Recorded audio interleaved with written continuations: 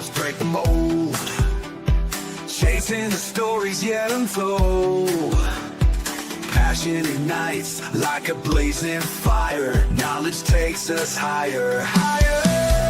Out of the box where the wild ones play, we see the game in a whole new way. Living loud, hearts in motion. Sports with soul, pure devotion. The field's alive with endless dreams. We're more than stats, we're the in-between. A slam dunk thought, a touchdown mind. Out of the box every time. No limits, no change, no walls to climb. We're rewriting the rules in real time. Out of the box where the wild ones play, we see the game in a whole new way. Living loud, hearts in motion. Sports with soul, pure devotion.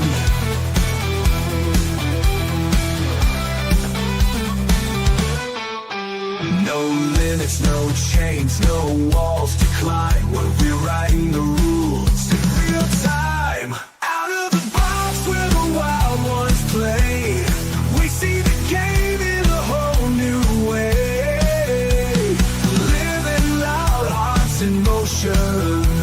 Sports with soul, pure devotion. Every shot's a story, every cheer's a spark. Under the lights we make our mark. Beyond the scoreboard, beyond the lines. Out of the box, redefining the grind. The grind. Out of the box where the wild ones play, we see the game in a whole new way. Hey, what is going on, everybody? It is time. It is Friday night. It is 7 p.m. As you see up top, College Football Frenzy Season 3 is back. My name is Paul Spencer, and this year, Bill Furman is not with me this year due to, old school understanding of football. He doesn't want to do it this year. Got to give him off because the NIL transfer portals, we're not into it as much. So I got a new host this year. I got the college football professor here, Eddie Prather. Eddie, what's going on, man? Welcome to College Football Season 3, bro. Thanks, Paul. I'm a little nervous. I have very big shoes to fill. I tell you, Bill's a legend, man. I mean, he's been around for 40 years on the airways. And I tell you what, Eddie, I get nervous being with Bill Furman because Bill Furman is what I consider the OG of college football knowledge. And I hope I can just carry on halfway the way he did, on the show with me for the last 2 years. But Eddie, man, real quick, week one here. I mean, I know you're a big college football fan. Tonight we got games. Yesterday we had games. This weekend from noon, starting with the banger, all the way to the wacky, Wild West out there to midnight.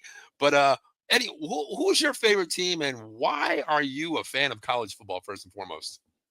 My favorite team is the Arizona Wildcats.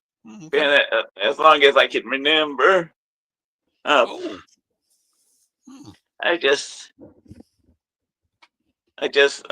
The first time I got to see Tom I can't pronounce his last name. But he was a great running back. And Okay. Chuck Cecil. Chuck Cecil's probably my favorite all-time Arizona Wildcat player. Wow. He played football the right way. Hard hitting, knocking the daylights out of people. Okay. All right.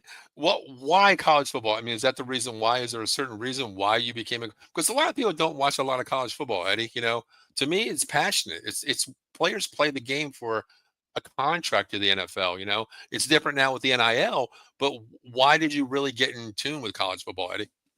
I'm from Tucson. They're my hometown team. Okay. So you followed okay, that's it. All right. Well, I mean, I'm a Notre Dame fan. I've been a Notre Dame fan since, knee high, growing up in Indianapolis, Indiana, South Bend, Indiana, just 45 minutes away. So my dad taught me two things. Saturday's Notre Dame and Sunday's Cowboys. That's all you believe in. God, Irish, and Cowboys. That's all we grew up with. And ever since then, been relevant last year. But relevant is not what we're talking about. You make it to the BCS championship game. I knew they were going to lose, Eddie, but man, They Oh gave up. God, what's that? They kind of won that game. They were in it. Yeah, I mean, but the problem is that you go back to that game real quick.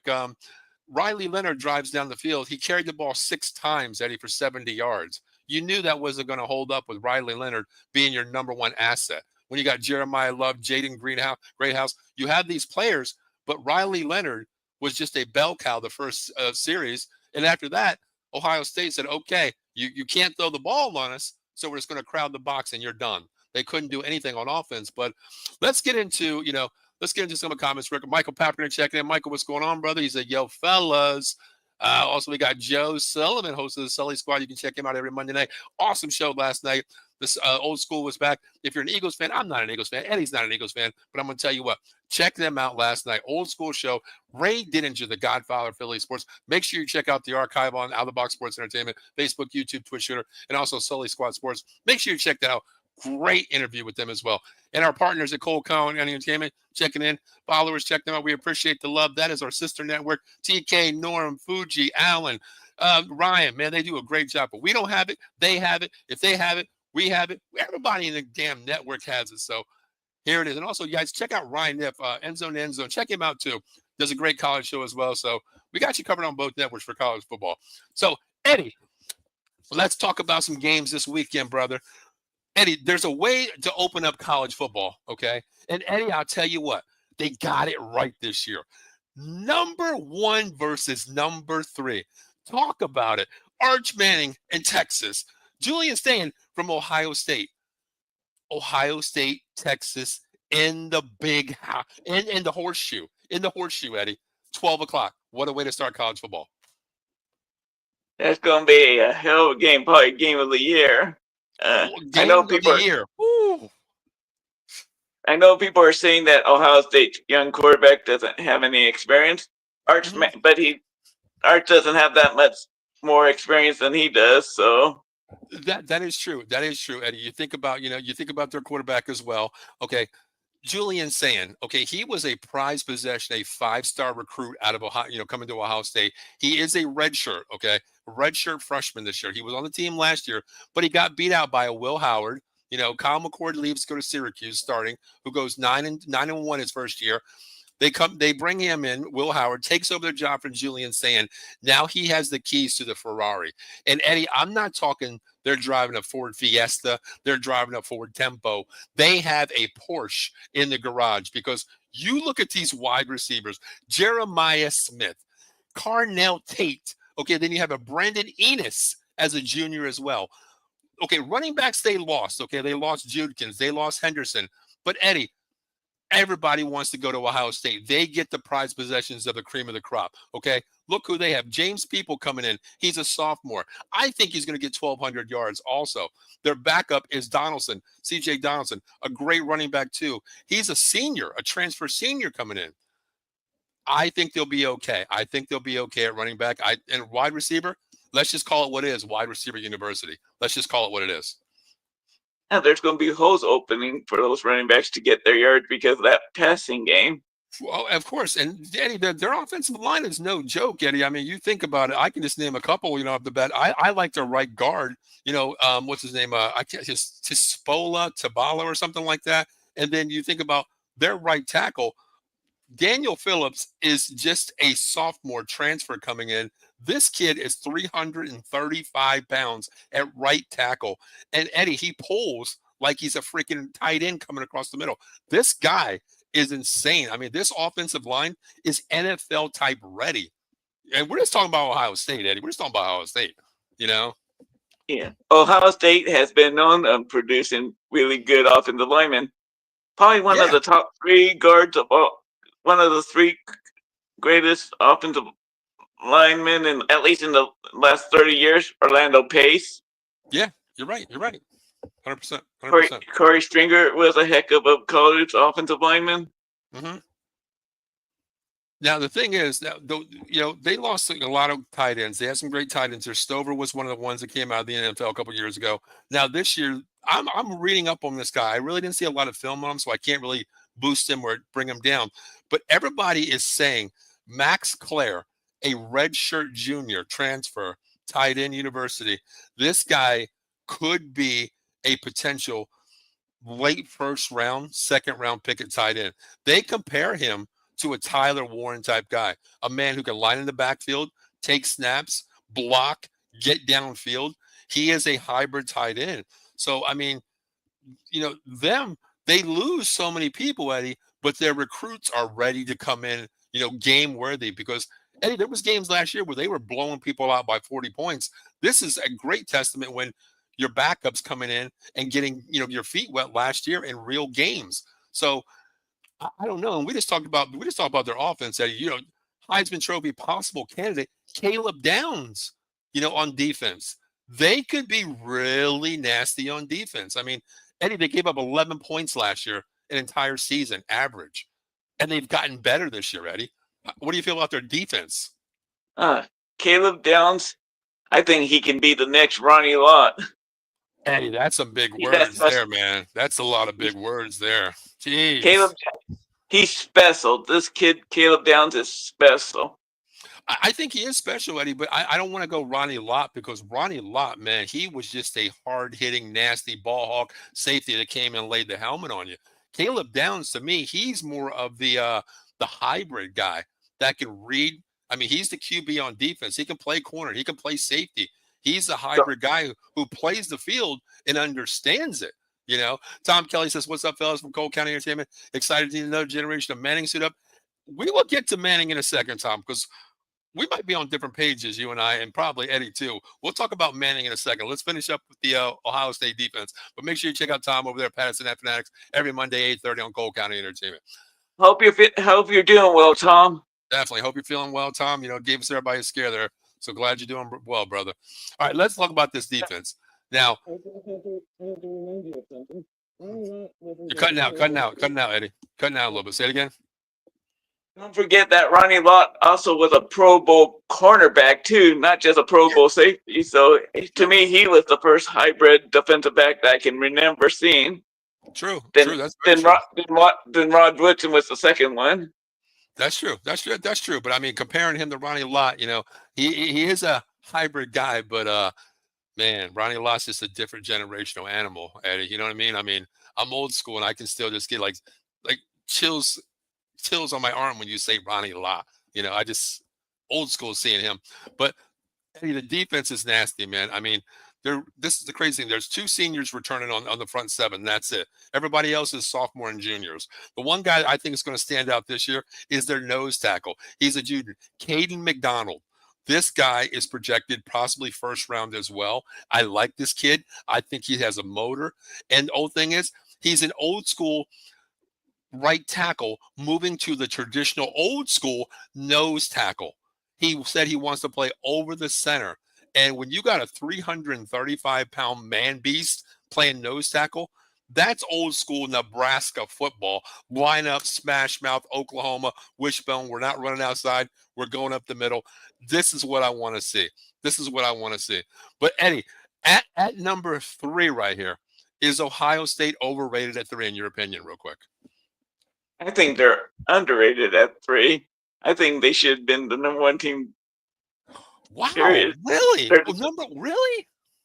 To me, even, like you said, even when they lose people, they have players ready to replace them because they get playing time because of them in a lot of blowouts last year. Okay, so let me answer this real quick. Okay. You say pretty much number 1 consensus preseason number 1. I got them at 3 still. I like them. We're at 3 right now.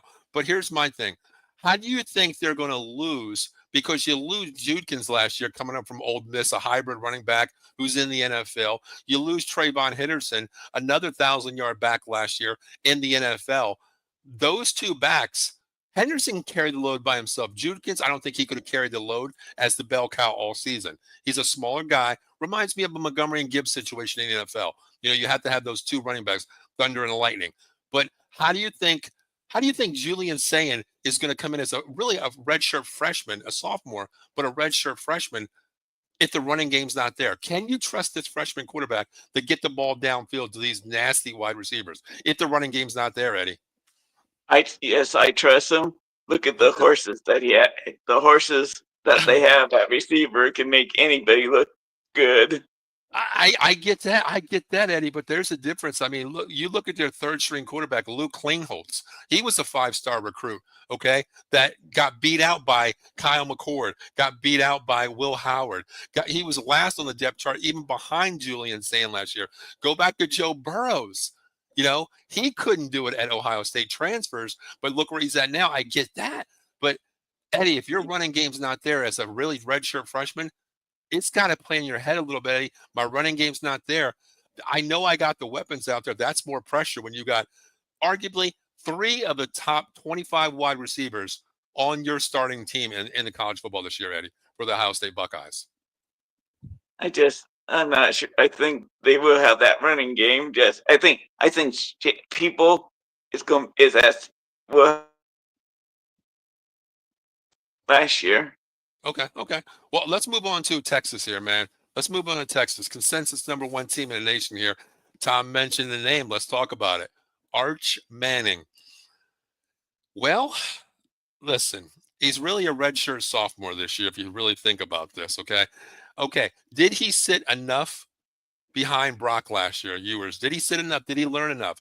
We've seen glimpses and glamours of him coming in last year. Won a couple games with his legs. Has he proved enough to you to be the Arch, let's use the word quotation, Manning product? Has he done enough, Eddie, in your eyes?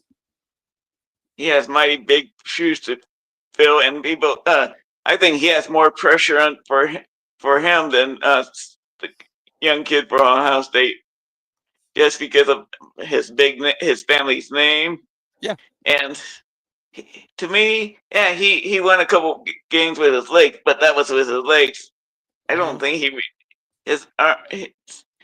he took a couple real questionable sacks in that Georgia game. He did. I mean, I agree with you 100% about the name, Eddie. I mean, when you got that Manning name, you know, both uncles have won Super Bowl champions, you know, that, and even your grandfather, you know, I get that name, but I think this kid really shows me something because Eddie, he says the right things in his interview. He never downs anyone. He always puts the blame and the pressure on himself. He blames himself for everything. What he said, how does it feel? The interviewer said something earlier this week. They said, how do you feel having a target on your back being the #1 team and the name Manning? His quote and his answer was, I don't have a target on my back. Texas doesn't have a target on their back. The people that have a target on their back is the 11 opponents we play this year. They have a target on their back. That's all it is. He doesn't care about anything. I think he's a high IQ player who has a lot on his plate. I just hope, Eddie, that the media, I don't care, lose one game and the media is going to be all over Arch Manning. He can't lose any games, really, because the media will be all over him. Overhype Manning. That's what they're going to say. But I think he could do it, Eddie. But let's get into their team, Eddie. Let's talk about it. Arch Manning at QB, okay? Now, the running backs, Eddie, how do you feel about the running backs? Now, they have a Wisner out there this year. Wisner is a hybrid back who solidly was their #1 wide running back last year. How do you feel about him? I think he's going to be great. He's a junior. And then they have C.J. Baxter as a sophomore. Do you think they're going to lose a bit? You lost Jaden Blue, your sprinter, but I think Baxter comes in to take Jaden Blue's spot. Wisner is going to be the bell cow. To me, it hurt Texas last year when they lost C.J. Baxter. Exactly. C.J. Baxter is the stud on that team at running back. To me, he's easily their most talented running back. Agree. The reason why I have him at #2 is because of the injury, Eddie. You know, he's coming off that injury, so I'm going to put him at 2. He's got to work his way back into the season. I think by week 3 or 4, he should be the bell cow over Wisner. I think they're both going to have their share of carries. You think it's a committee again? I think so. I think so. They're both very good. And I agree. You have two, just like your Notre Dame Irish, when you have 2 stud running backs, you don't overuse either of them. That's right, exactly. I mean, you got a committee for a reason. But how do you feel a wide receiver? I mean, listen, their wide receivers are always nice. You know, solid wide receivers get downfield. Some of them are not the greatest, but this year you got Ryan Wingo. Okay, who else do you have this year? I'm trying to remember their damn names. I didn't write them all down.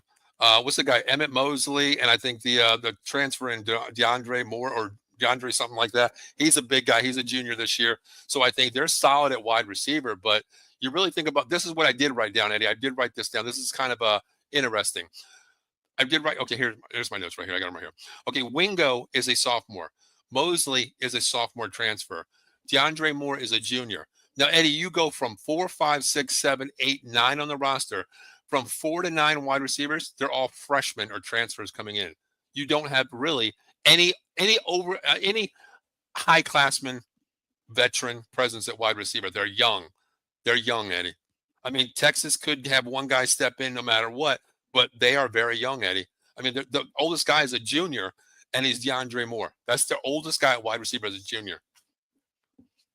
Texas, to me, is going to really miss Matthew Golden this year at receiver. I agree 100%. But I mean, I think their starting 3 could be okay, but depth-wise, if somebody gets hurt, that could be a solid, an asterisk there, because their offensive lines are studs. Okay, I love their left tackle, Trevor Gooseby. I love him. I love the other side as well. Brandon Baker, I think he's good as sophomore coming in, and they got a DJ Campbell at right guard. He's a senior, 4-year starter for Texas. He's a nice, generational player. So Texas is not going to have a problem running the ball, But this game, Eddie, I tell you what, Ohio State's defense versus Texas's O-line, Eddie, this could be something.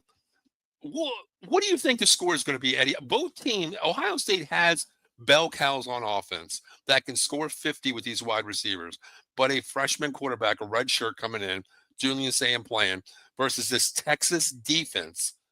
What's the key to this game? How does Ohio State win this game? Texas defense needs to be able to contain Jeremiah Smith. Can anybody do that? That's the question. Your Notre Dame Irish, they're in the championship game. Wasn't it? Didn't he just have, was it 1 catch? Yeah, I think he had 2 catches, but the problem was you couldn't stop the run game between Judkins and Henderson. So that tells me, number one, he's not a problem not getting the ball. I think he had 3 or 4 targets the entire game. But I mean, he's not a player that I want the ball. He's not a diva. He'll play whatever it makes a win. That's what he wants. So you take away Jeremiah Smith. Okay, you still got 2 solid running backs for Ohio State. But my thing is, you got to make Julian Sayin beat you, IQ wise. Texas has to put pressure from their front 7. That's the only way that they can beat the Ohio State team this year. You don't think that Texas defense wants to make their Ohio State's running back prove themselves that they can do what Judkins and Henderson did last year? Well, that's what I mean. That front 7 has to be up front. They got to get pressure on Julian Sayin, make that that sophomore player, understand. Welcome to the big league. We're Texas. You're playing the SEC. We're the dogs. We know you're national champions, but welcome to the league. True redshirt freshman, sophomore. That's what I want to see. Take away their running backs. Make Julian Sayin say, okay, I got to throw the ball downfield, because what's the best thing to do to a young QB? Rattle him fast, make him make quick decisions, slant routes. Because if you take away the front, 4 to 5 yard passing game, you got to go downfield. With that front 7 of Texas, he might not have that time, Eddie. He's a solid running quarterback too, but if he's going to beat you with his legs, let him beat you with his legs. But I'd rather have him beat me over the top with no time, make the perfect throw. I don't think he can do it. I don't think with Jeremiah Smith, you're forced to make a perfect throw, because Jeremiah Smith is so good that he can just out-jump out everything. Yeah. I agree. He high points anything. He's like, he high points any ball out there. His arm, radius on catches is insane. But I don't think you're going to rattle Arch Manning. That's the thing. I don't think you can rattle him. That's the thing I don't think you can do. His IQ is high. He did look a little rattled against Georgia after that real hard sack that he took. Yeah, and you know what? That was I think his opening, his eye-opening moment where, okay, I'm playing in the spotlight here, against Georgia Bulldogs. We know what they are, and it was a reality check for him. Okay, I can't take stupid sacks. I got to get out of the pocket and throw the ball away. I got to play another down. I think he's learned that, and I'm pretty sure his uncles have sat down with him and said, live another day, get the ball downfield. If it's not there, you use your legs. If not, be like our Eli Manning. Just throw the damn ball away. And Peyton can't run either. Throw the ball away. I think his IQ is higher than that. I think he'll be okay. But Eddie, game one here. Let's give a final score here for the game. Who wins this game, and give me a score. I want to write these down real quick. What's your score and who wins? Ohio State 31, Okay. Texas 24.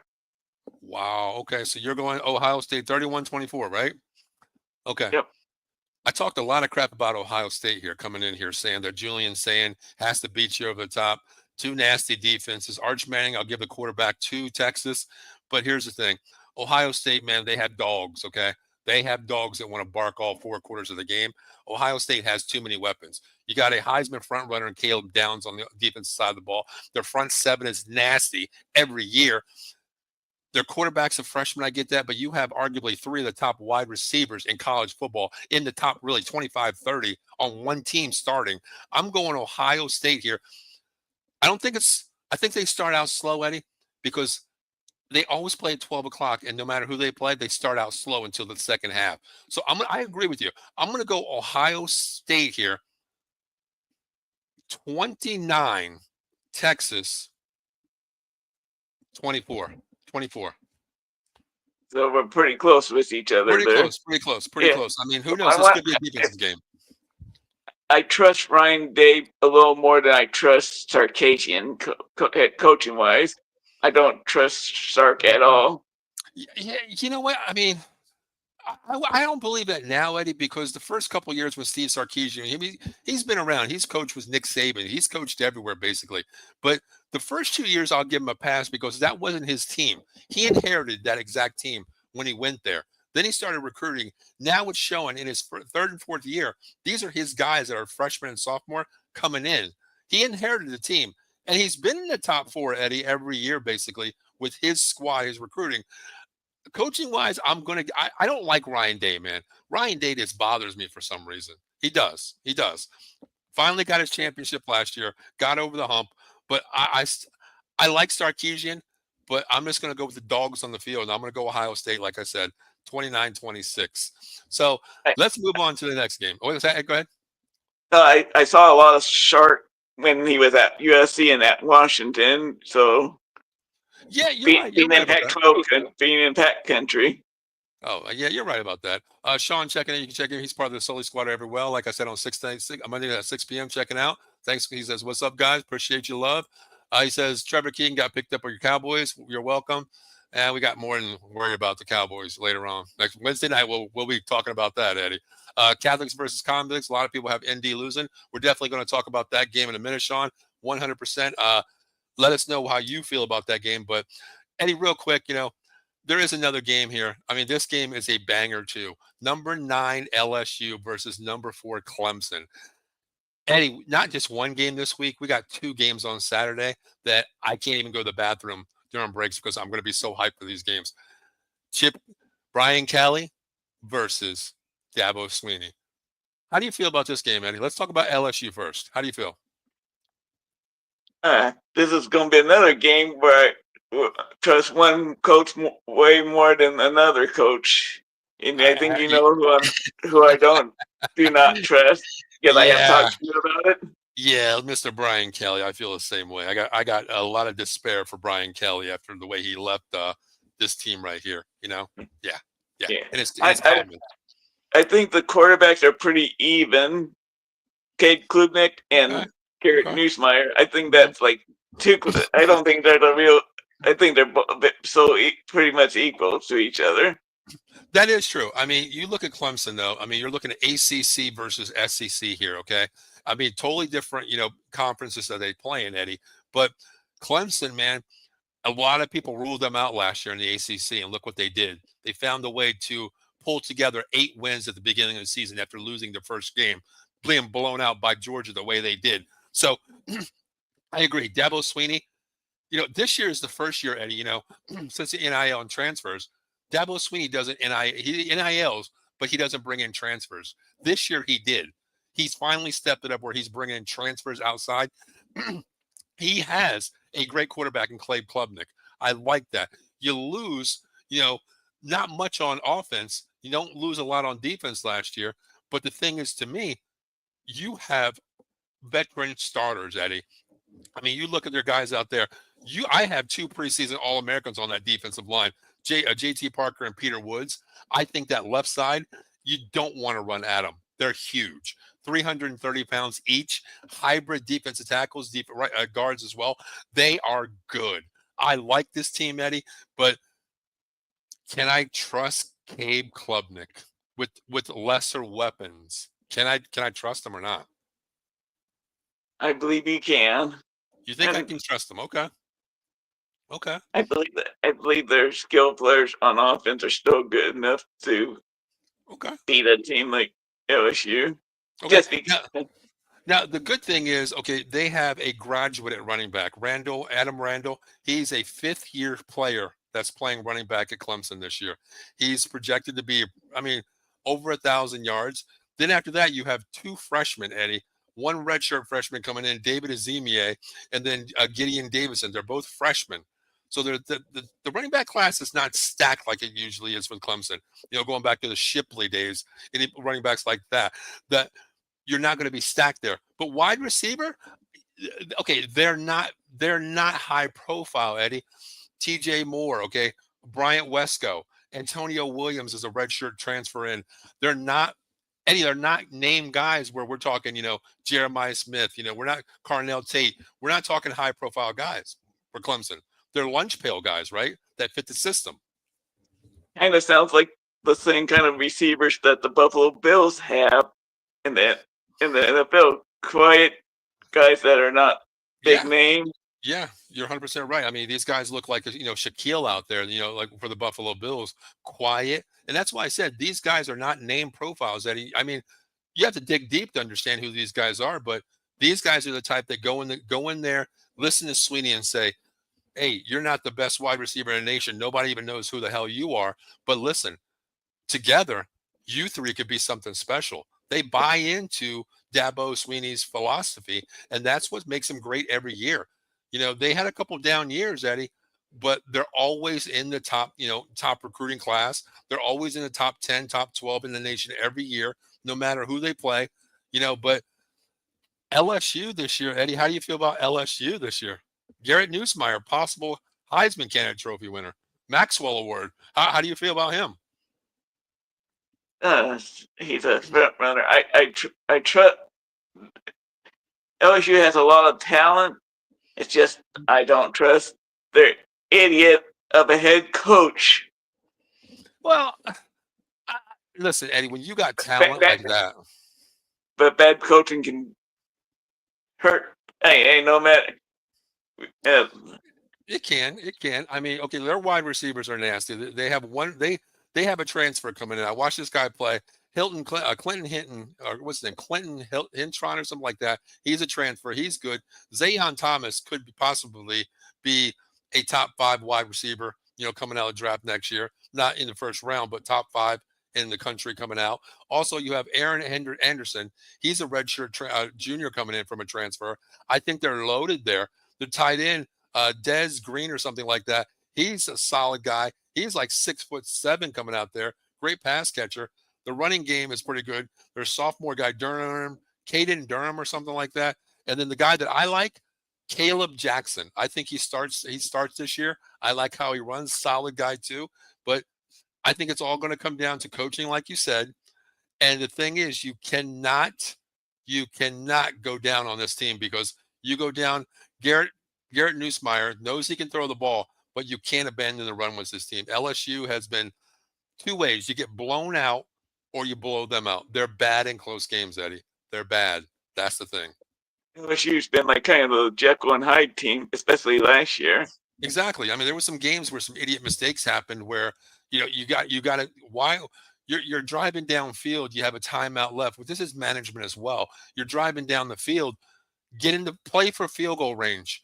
Live another down. Your defense is not giving up really anything. You stop them on the last 2 drives. Go down, score a field goal. Kick the ball off. Let your defense hold them. Use one timeout there before the 2-minute warning. Get the ball back maybe at your own 40.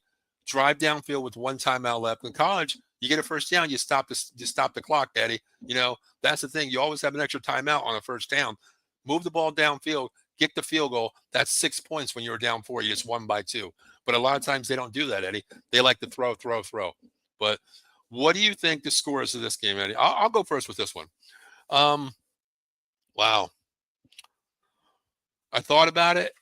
I'm going to go Clemson 27, LSU 21. 27-21 Clemson. What do you got? I have Clemson 24-21. 24, I think 21? Okay. Brian Kelly's going to make a costly coaching mistake that will cost them. Okay. So we broke 2 for 2 here. We both got the same thing, pretty much right around the same score. We both got 21. I got 20, 27 there. So pretty close. Oh, I'm sorry, 24 there. Pretty close there. Let's move on to a game that really doesn't apply to anything talking about. I don't know a damn thing about Nevada. I'm not going to lie and say I know Wolfpack football. I don't. But I want to talk a little Penn State here. Listen, number 2 in the nation, Penn State, okay? Yes, they lost Abdul Carter, okay? They lost a couple players out there. But how do you feel about Penn State this year? How do you feel, Eddie? Talk about Penn State.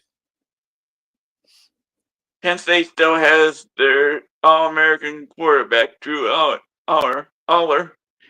And I think and they always, even without Abdul Carter, Penn State always seems to have nasty players on the defensive side.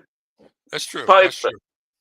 But I think their biggest hole to fill is filling at their tight end spot, losing that animal man, that stud. Yeah, Tyler Warren was just a man-child for everybody out there. I mean, he was a running. I went last year. I went to the Ohio State game. At my first game ever at Penn State, Happy Valley, and just happened to be that game with Ohio State. And I tell you, Eddie, listen to the announcer. All you heard on offense was run.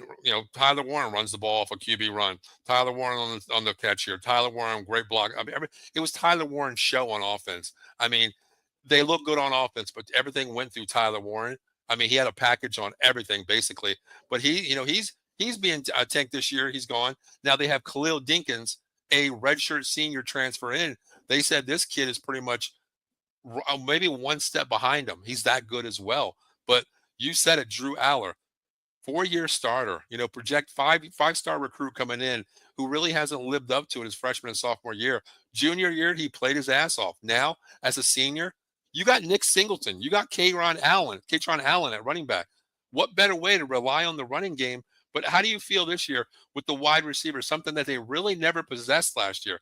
Kyron Henderson, a transfer coming as a senior. Okay, Devontae Ross, another high-flying senior transfer. And also Traver Perea, something like that. He's a redshirt senior transfer. 3 new starters on offense here at wide receiver, and they're all upperclassmen, Eddie. Senior. Something they've never had, and something that Drew Aller has never had either.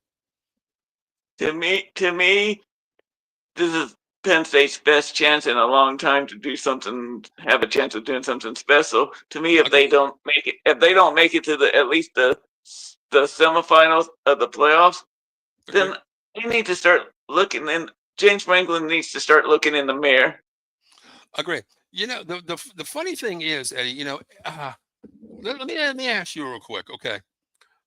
The last number 11s at Penn State University, that's a significant number. They call the sticks. Your best defensive player at that position, okay? Micah Parsons, which, I'm not going to talk about him. Don't mention him anymore. Abdul Carter, okay? Do you know who their number 11 is this year for Penn State Nittany Lions? Let me just give you a hint. I'm going to give you a hint. His dad played in the NFL at Penn State. He ended his career with the Washington Commanders. Arrington. LeVar Arrington, his son, is number 11 for the Penn State Nittany Lions. If he's even half as good as this daddy was, and here's the thing: he's not projected on the starting squad, the second string. He's a freshman, which give him time. But Eddie, I'll tell you what: when you come into Penn State University and you got people like Tony Rojas, Dominic Leclua, Keon Wiley, 1, 2, and 3 at that position, and you come in as a freshman and you get the number 11, I'm going to tell you, you got more pressure on you than Arch Manning does with that name at Penn State University. Think about that, Eddie. A freshman coming in and already getting the twin sticks 11 number. That is praise, Eddie, that they think this kid could be the best ever coming out of Penn State. That's a lot of pressure, Eddie, when you're not even hitting the field yet. That's crazy. That's crazy. That is crazy. That just shows how deep Penn State is at that position. Agree. I mean, their secondary is pretty good. They're ball hawks, very fast. I like Tony Rojas. I watched that kid play. He's a ball hawk. I like Penn State's defense. But the only question is, Eddie, is one thing. Here it is. You ready for this? How far can you trust James Franklin in the big game, Eddie? I was going to say that was going to be my point too, because James Franklin has always come short when it counts the most. Eddie, here's the thing. Last year they played Notre Dame. They were 7-point favorites going into that game. That defense should have shut down Notre Dame, who has one thing on their mind: run the ball with Riley Leonard and Jeremiah Love. Okay, they couldn't do it. James Franklin made some bad calls in that game. Really cost them the game, Eddie, to move on that game. I do not trust James Franklin. Team-wise, Penn State could be arguably 1-2 in the nation, get to the BCS championship game. And I said championship game, but the problem is I don't trust James Franklin yet. You just like Ryan Day.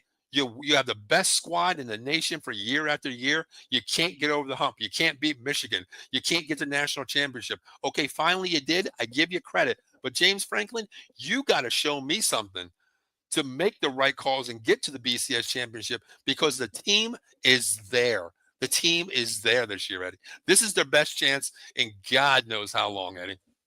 That's why I said that if they don't at least make it to the semifinals, I agree. That it's going to be on James Franklin.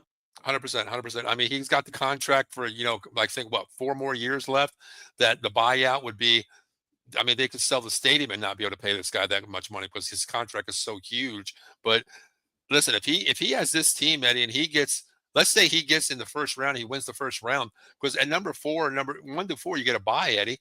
So that's going to be a bye week. Then you're going to come in at, say if you're number 2, you're playing arguably the 10th ranked 9 to 12. Let's say you're playing a team that's either 7 to 9, really 7 to 10. You lose in that team, James Franklin has to have his head on a platter. He really does with this team this year. But what do you think this score is, Eddie? Just for shits and giggles, the line is minus 42 points, Eddie. What do you got? Penn State 51, Nevada 6. 54. Okay, they cover in your eyes. Okay. Yeah, I think it's a blowout. I think it's a cover game here. Nevada, Wolfpack. I mean, I'm not going to say I watch them that much. I watch them maybe once in a blue moon, maybe on a highlight film. Penn State here. I'm going to make it easy. I'm going to go 48-13. 48-13. Penn State. Oh, man, that's kind of crazy when we're talking about Penn State blowing somebody out by 40 points. So you think that they're going to be putting in their backups in the second half then? Yeah, I think so. I think they definitely will. I think, what's his name, that's freshman, that redshirt freshman coming in, Jackson Smolik, I think gets some time at QB. I don't even think Katron Allen and Nicholas Singletary played the whole game. I think Cam Wallace comes in as a redshirt sophomore. I think we see him a lot, but we'll see. But let's move on to the next game here. Go ahead. Was that? I think that Penn State's going to put up between 35 and 42 points just in the first half. So it could be, it could be they call the dogs off. I could see that as well. But let's move on to the game. 2 more games here we have. Let's talk about Alabama versus Florida State. Florida State, man, is not what they are, Eddie. The only thing that I'm looking forward to that game being at home is just seeing, Chief Hookie come out in the middle of the field and slam the Seminole spear down. That's the only thing I'm looking at, because we talked about Penn State whipping somebody's ass. I think Alabama has a lot to prove. I think Kalen DeBoer said, we lost 3 games last year. Alabama never loses 3 games. I can't live up to Nick Saban. So this year, everybody on my plate, I'm demolishing. As a team, Eddie, I think Alabama blows them out, by 30 plus. But let's talk about Bama, Eddie. What do you see about Bama? Another starting quarterback, Tyler Simpson, who's a redshirt junior. Ty Simpson. Okay, what do you think? Another really first year starter, but Eddie, weapons galore. I think he did get some playing time, so it's not like he's True. flashing. So, and I think, like you said, Alabama has a lot to prove. I think, Agree. and Alabama always produces a great running game, so and offensive lineman. Yeah, I mean, their running backs this year are junior. I'm sorry, senior. His name is Jam Miller or something like that. He's a big running back. Yeah. They're comparing him to like a Derrick Henry. Not as big, but a north-south runner who can get, east and west as well. They're wide receivers. The guy that I love, Ryan Williams, man. I mean, he to me is another Devontae Smith in that produce. I mean, he is good. He was projected, top 3 wide receiver if he's allowed to come out, but he's only a sophomore this year. Then you got Bernard Jermaine. He's a transfer senior coming in. And then the one guy that I like that is a transfer as well, Isaiah Horton.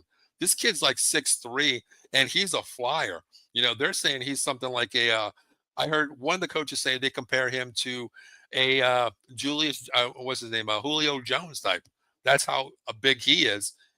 If this could be another thing, Eddie, where any quarterback can look good in this Alabama system. Good running game, solid offensive lineman, a defense where don't turn the ball over and you can win a game. That's how good this team is. But is there any way, Eddie, that Florida State can win this game? Any way? Let's just say that the Florida State's chief, instead of bringing a spirit, he just needs to give the players the last rites.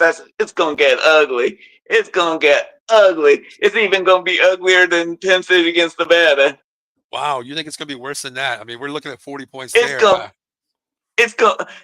Florida State might fire their head coach after week 1. It's gonna be a beatdown. See, I tell you what. I mean, I watched a little bit of Florida State last year, and I tell you, Eddie, it's hard to watch. I mean, their quarterback, Tommy Castanelas, he was from Syracuse a couple of years, went over, here now. He's the starting senior transfer quarterback coming in. He doesn't look that good. And then your running game, you have Roydell Williams, who's a transfer senior, a redshirt senior coming as a transfer. But Eddie, they don't have the horses to compete. I mean, wide receivers, you have Deuce Robinson. He's an okay guy. Jaden Boggs is a freshman coming in. He's a 5-star recruit out of Miami. But the one guy, Eddie, that I laughed when I watched this guy. I went back and watched a couple films earlier this week before we, prepping for the show. There's one name that Florida State has a wide receiver. He's a very small, speedy guy. His name cracks me up. His name is Squirrel, like the little rat, little animal, Squirrel White. This guy, I went back and watched film on it, and one of the announcers watching him play come in from his old school, caught a ball at like the 35-yard line, and he ran so fast, and he was like, this guy is the fastest the fastest damn squirrel I've ever seen in my life. And when the announcer said that, I just started laughing because the way he runs, he's so small, he's so shifty, and he looks like a squirrel when he runs. He's just like, it's just so funny. But there's no way Florida State can win this game, Eddie, right? Wait till the squirrel gets hit by a Mack truck. That's fine. And you're playing Bama. They got 11 Mack trucks on defense, But it could be something really bad, Eddie. But I'll tell you what. You're very familiar with the movie Fast Times at Ridgemont High. Sure. We're gonna see Squirrel be on the ground like the players that Jefferson destroyed in that. Oh God, yeah. They don't even need to demolish a car either. They can just say, "Go get them." But I'll tell you what. I mean, Alabama is just so stacked, Eddie, where they don't even have to worry about a damn thing. They're going to be there. This could be a blowout game. Oh man, it's going to be really bad, Eddie. It's going to be bad. What score do you have on this one, Eddie? I mean, we wrote them down. Let's talk about them. What's your score? Alabama 72. Oh my God, Eddie. Florida State 0. Eddie, come on. Are you serious? 72-0? No. Alabama, like you said, Kalen DeBoer is going to have these Alabama players playing angry, no mercy. It's going to be But you said, did you really say 72?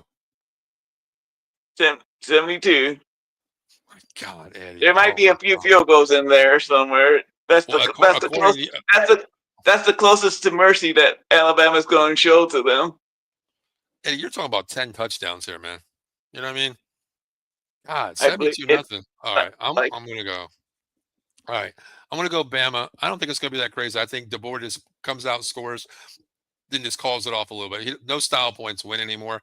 So I'm gonna go. I'm gonna go 52, 52, 16, Bama.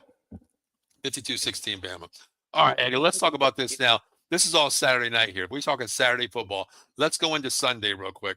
Let's talk about this team right here, the Notre Dame Fighting Freaking Irish versus those convicts that we call the Miami Hurricanes. Now, let's talk about Miami real quick.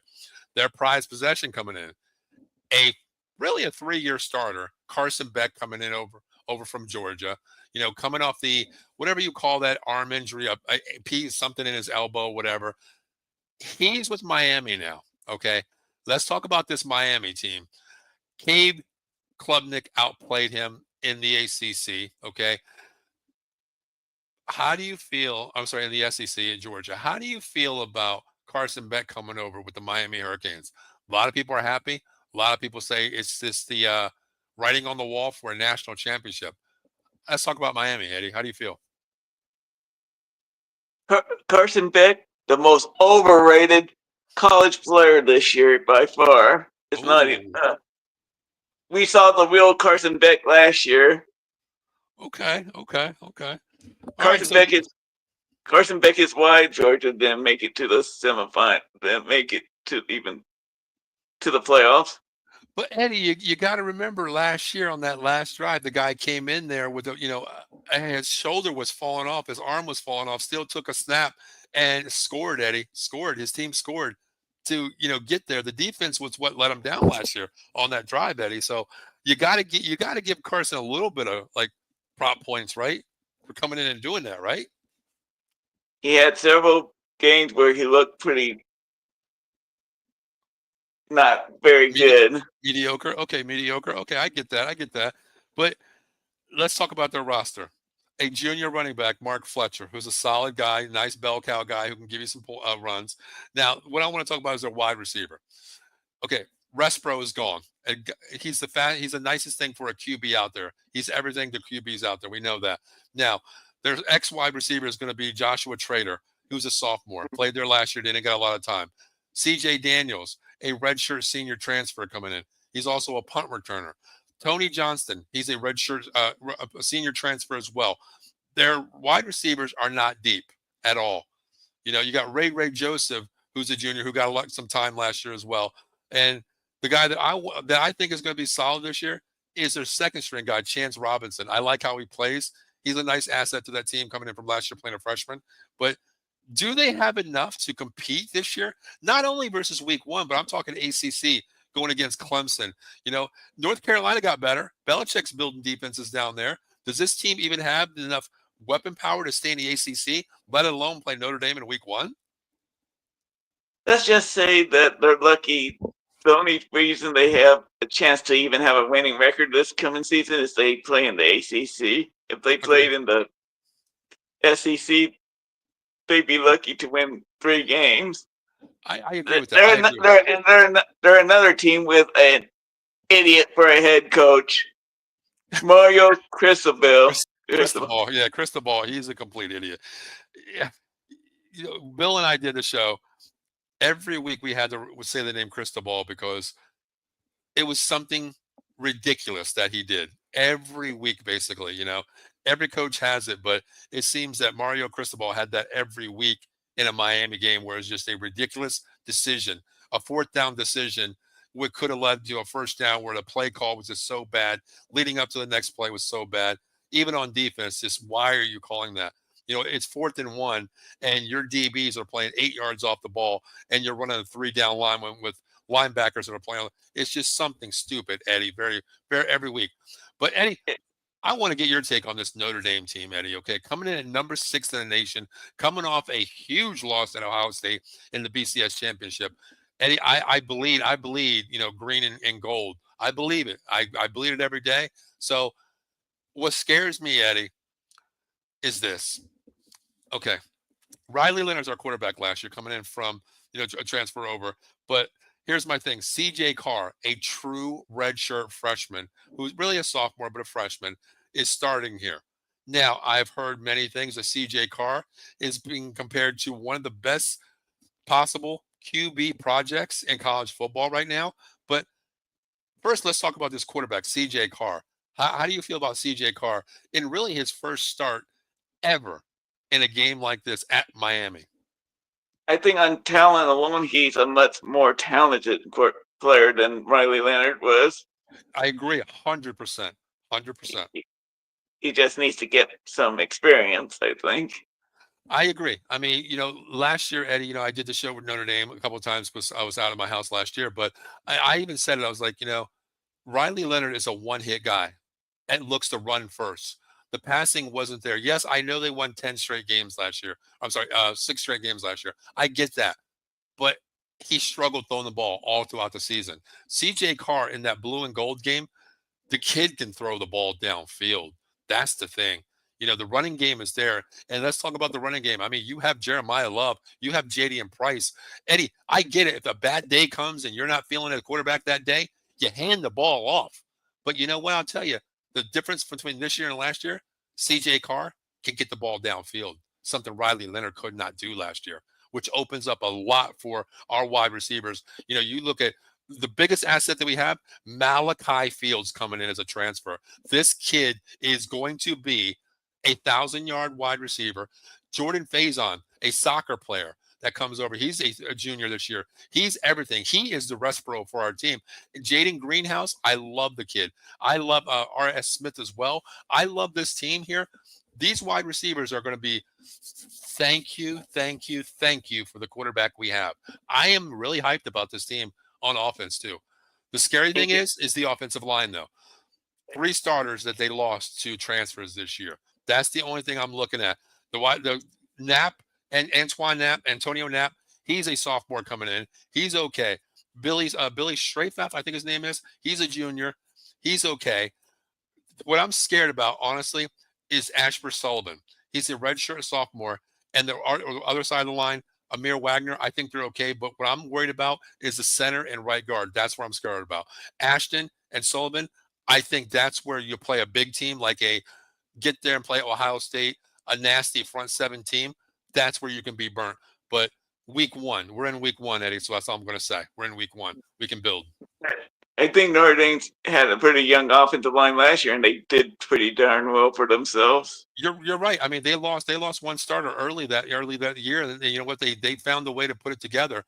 Playing. What helps out is this. Well, last year you opened up against A&M. You barely won that game. Down there, but after that you lost to Eastern Illinois. But here's the thing. You found ways to get better every week. The offensive line build each other up. They play with continuity. That's good as well. But what I'm worried about, Eddie, is one thing here. Okay. Bryant Young, the defensive end, his dad played for Notre Dame and the 49ers. A nice stud. He's only a sophomore. This kid probably, if he comes out, next year, he could be arguably a top 10 pick the way he's playing. But what I'm scared about is one thing. Our corners, okay? You lose Benjamin Morrison. You lose Xavier Watts. That's what scares me. But you do replace him with a Christian Gray, who I love as well. I love this, that part about it. But I'm worried about the corners. That's what I'm worried about. Leonard Moore playing the outside.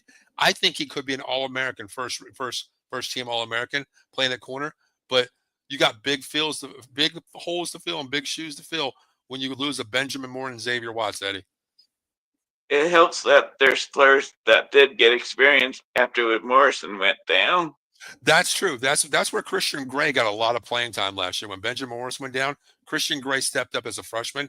And I tell you what, he looked good. And he played some top-notch teams, and he was always on their number 1. Teams moved around and took Xavier Watts on one side, moved their number 1 to Christian Gray's side. He got the time to play, Eddie, which is great for him. That's what I love, because you're in a game situation. I don't care what you do in practice on the practice field. And in college, you only have, your spring ball game. That's all you have. There's no preseason. But last year was his preseason, Eddie, and he stepped up to the plate. So this Notre Dame team, could be something special. There's two games this year, Eddie, that if Notre Dame wins both games, they will be in the BCS, and they are Miami and Texas A&M. That's all they really have to. Now, I don't want to say worry, Eddie. Those are the games that they have to take care of business. The big ranked teams. Of course, you have USC, but USC doesn't scare me this year, Eddie. Not at all. Yes, he hasn't scared anybody in quite a while.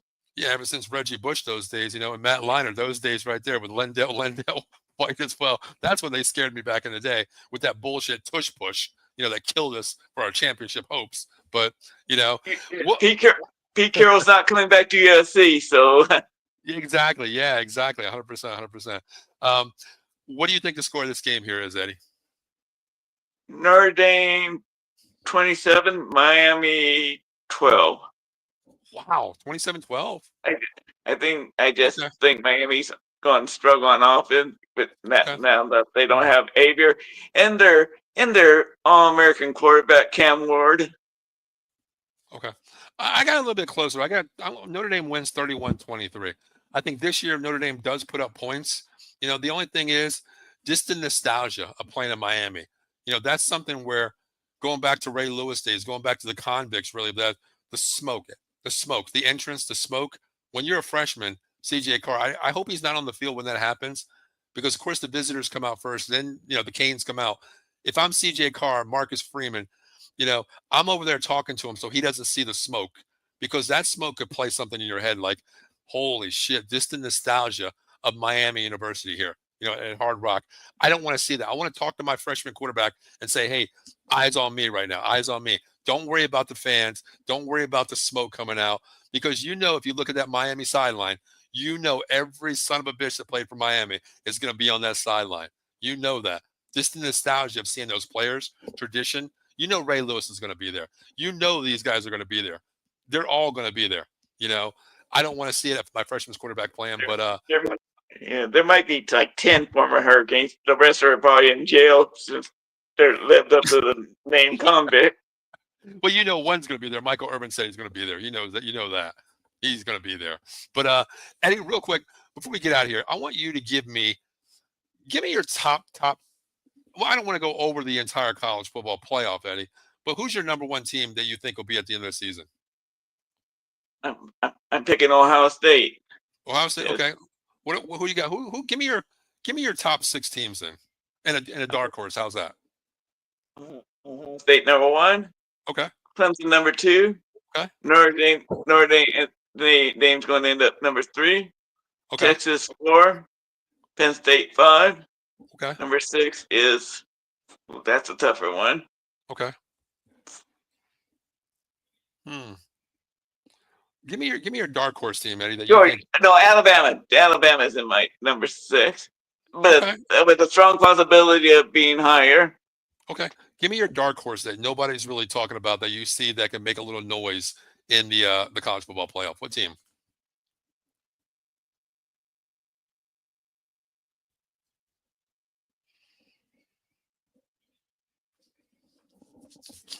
Brian Kelly doesn't do anything and stuff like that.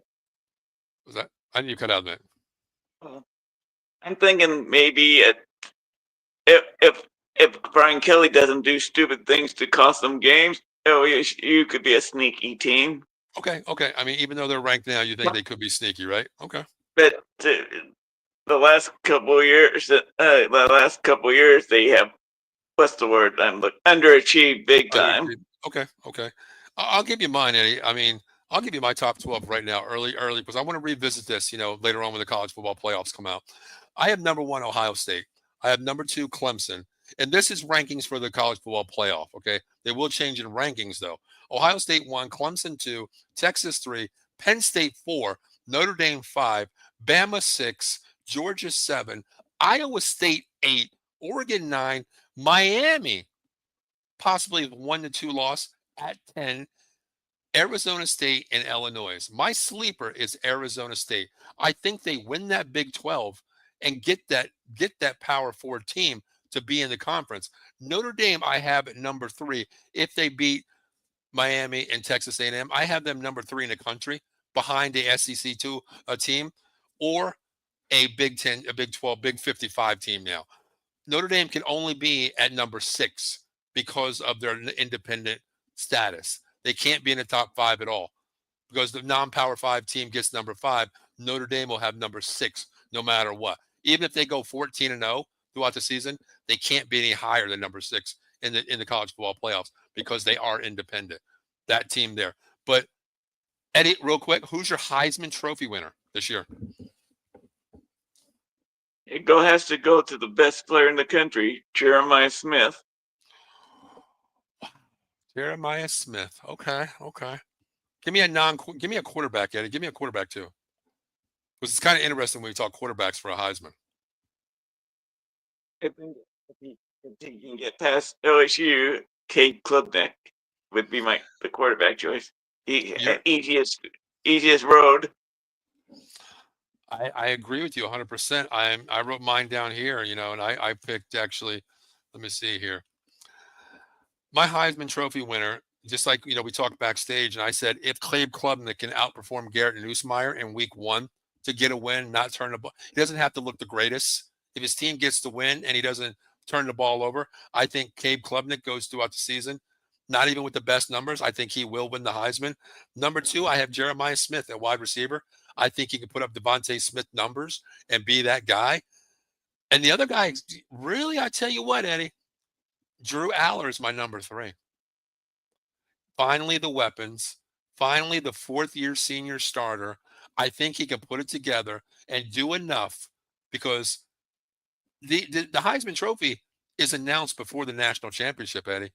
And James Franklin will screw that up if he gets there and make Aller look like an idiot. But I think Drew Aller there. My dark horse for Heisman is the guy from Notre Dame University, Jeremiah Love. But the only problem is, Eddie, he's going to share time with Jaden Price, though. That's the thing. That's it. My dark horse pick is another Ohio State Buckeye, the best defensive player in the country, Caleb freaking Downs. He's nasty. He's going to be a top 6 pick next year, Eddie, when he comes out. I mean, he's a true senior. This kid is that good, man. If he would have came out there, sure, I think he would have been top 10, honestly. You know what I mean? If he would have come out. But Eddie, real quick before you end this, I want to ask you something. Me being a Notre Dame fan, I want to ask you something, Eddie. I'm not going to put the logo up here because we can get kicked off Facebook for it. But Eddie, the Notre Dame logo has always been the Fighting Irish. Okay, Eddie, can I ask you why the new football logo is the Notre Dame guy running the ball? Eddie, what the hell is this? Can you please? What is your thoughts on this, Eddie? It's absolutely trash. This is going to be. You're the Fighting Irish, not the running away Irish. Thank you.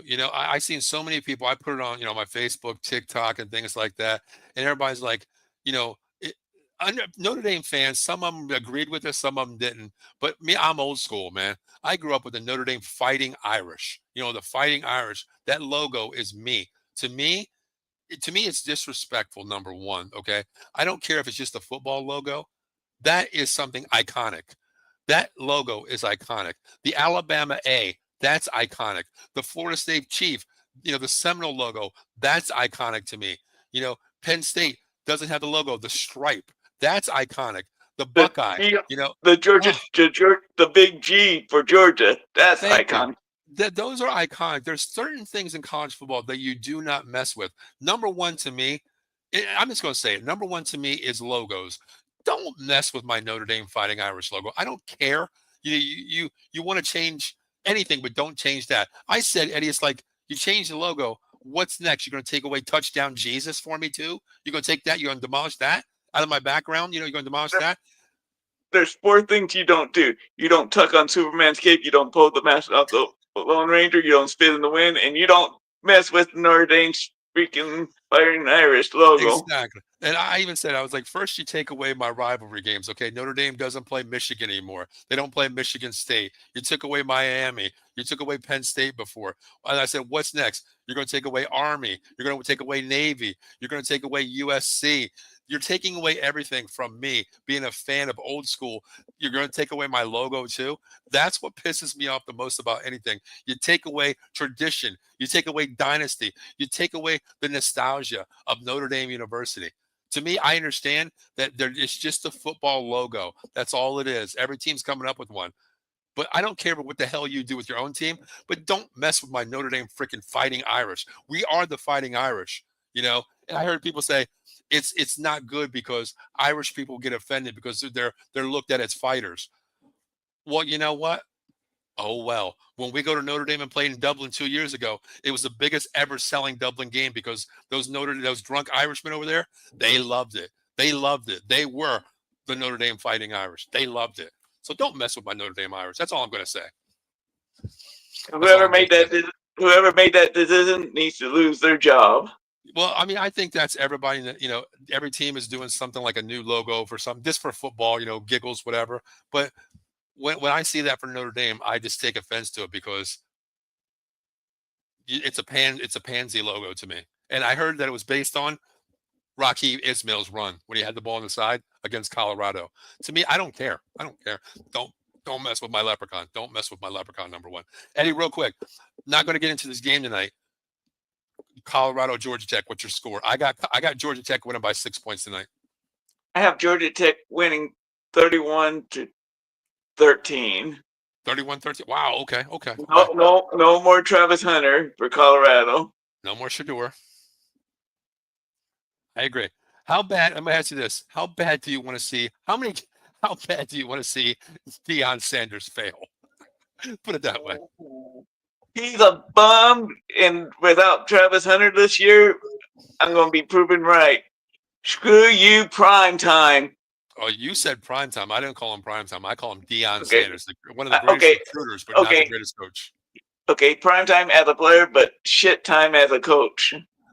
I agree. I think he's one of the best college recruiters for deal money, NIL deal monies. You know, he gets the monies for his players, but on field, listen, Shedeur, okay, played great numbers last year. Travis Hunter, get what you can get. You deserve everything that you're getting in NFL. You know, Shedeur, show me something. But to me, when a player comes on the sidelines after scoring a touchdown and daddy says, hit my song, and his son's song plays, I hate that. And I don't want to see this show me his watch. I hate that. Go and celebrate with your team, not put your hand up and say, look at my rollie. I hate that, Eddie. And that comes from his dad. It seemed like Travis Hunter took a lot of those 5-yard passes that Shedeur threw and turned them into something. That is true, too. That is true, 100%. 100%. I mean, I think they possibly win 6 games this year at most. That's their ceiling. But real quick before we get out of here, guys, I do want to say, if you need a lawyer out there, reach out to my good friend Jason Fine, 1-800-HURT-123. Motor vehicle accident, slip and fall, workman's comp, personal injury claims, 3 convenient locations in the tri-state area, Philadelphia, New Jersey, coming soon, New York as well, and Pittsburgh, PA. Reach out to him, 1-800-HURT-123. Make sure you mention Out of the Box Sports Entertainment, no recovery, no fee. And when you're a part of the family here at Out of the Box, by mentioning those magical words, Out of the Box Sports Entertainment, your fee is 33 1/3% guaranteed, no recovery, no fee. So, guys, also here's our schedule for the week. It does change every week. We got Monday through Sunday, something for everybody out there. We go from every sport in the nation. We're always looking for new shows as well. So if you want to reach out to me, any one of our hosts at Out of the Box, reach out to them, give them your number. We'll get back to you and we'll start a show for you. All we ask for you to do is, hey, be passionate, be knowledgeable, and have fun doing what you're doing, because podcasting is not for everybody.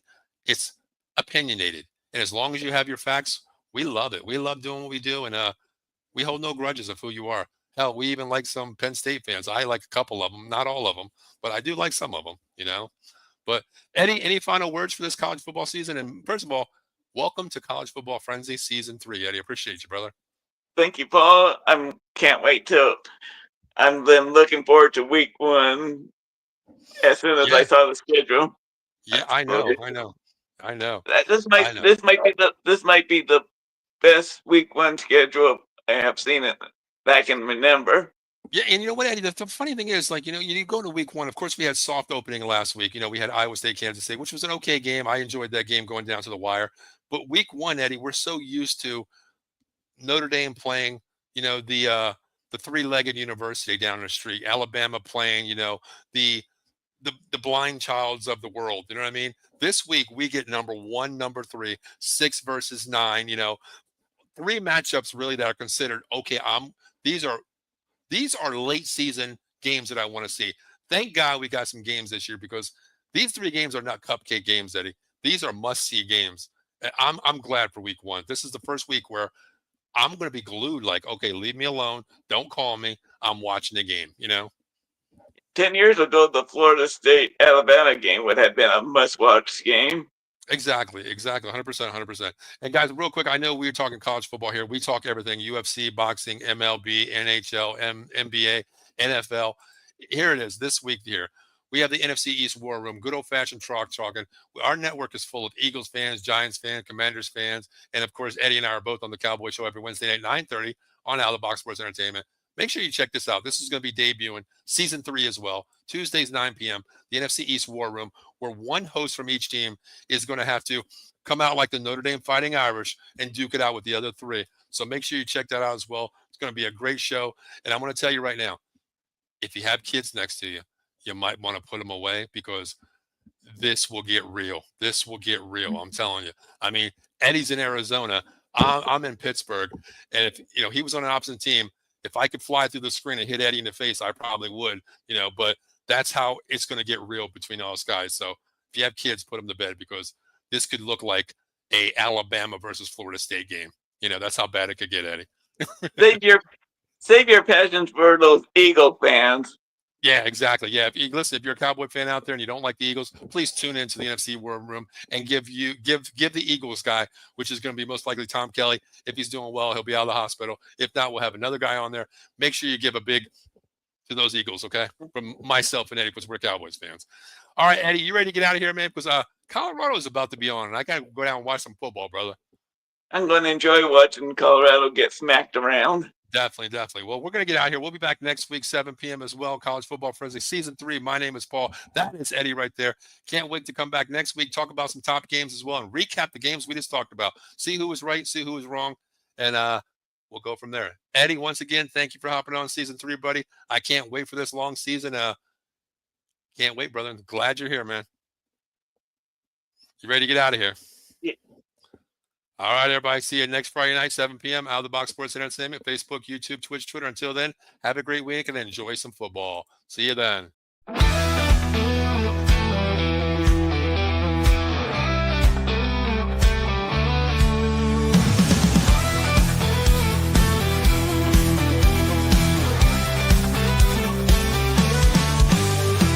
Game on game strong, let's break the mold. Chasing the stories yet untold. Passion ignites like a blazing fire. Knowledge takes us higher. Out of the box where the wild ones play. We see the game in a whole new way. Living loud, hearts in motion. Sports with soul, pure devotion.